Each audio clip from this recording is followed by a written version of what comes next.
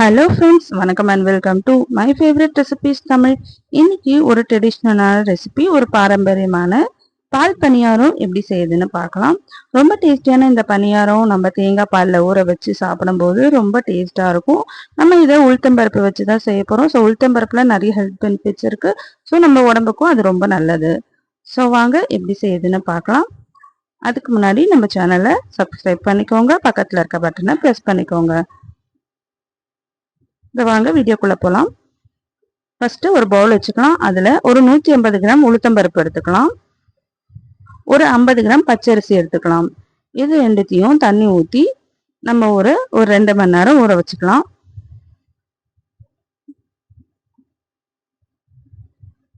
இது நல்லா ஊறட்டும். தண்ணி ஊற்றிட்டு நல்லா ஃபுல்லாக தண்ணி ஊற்றிட்டு இது நல்லா ஊற வச்சுருங்க. இப்போ 2 ஹவர்ஸ் கழிச்சு இது எப்படி ஊறி இருக்குன்னு பார்க்கலாம். பாருங்க, நல்லா ஊறிடுச்சு. இது நல்லா நம்ம வாஷ் பண்ணிட்டு இப்போ அரைச்சி எடுத்துட்டு வந்துக்கலாம்.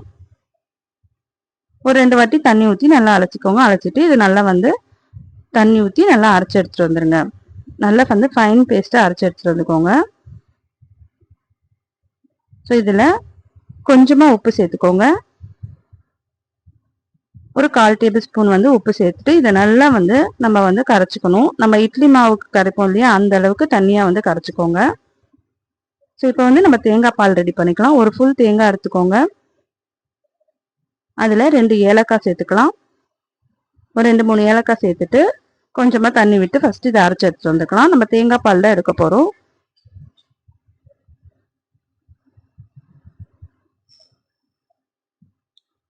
இது நல்ல ஃபைன் பேஸ்ட்டாக அரைச்சி எடுத்துட்டு வந்துக்கலாம். அரைச்சி எடுத்துட்டு வந்துட்டு ஒரு ஃபில்டர் வச்சு இதை நல்லா நம்ம வடிகட்டிக்கலாம். ஸோ இதில் கொஞ்சமாக தண்ணி விட்டு நல்லா வடிகட்டி தேங்காய் பால் எடுத்துக்கோங்க. ஸோ இந்த அளவுக்கு தேங்காய் பால் எடுத்துட்டு வந்தாச்சு. இப்போ இதில் ஒரு 100 கிராம் சர்க்கரை சேர்த்துக்கலாம். சர்க்கரை சேர்த்துட்டு இதை நல்லா மிக்ஸ் பண்ணி விட்டுக்கோங்க.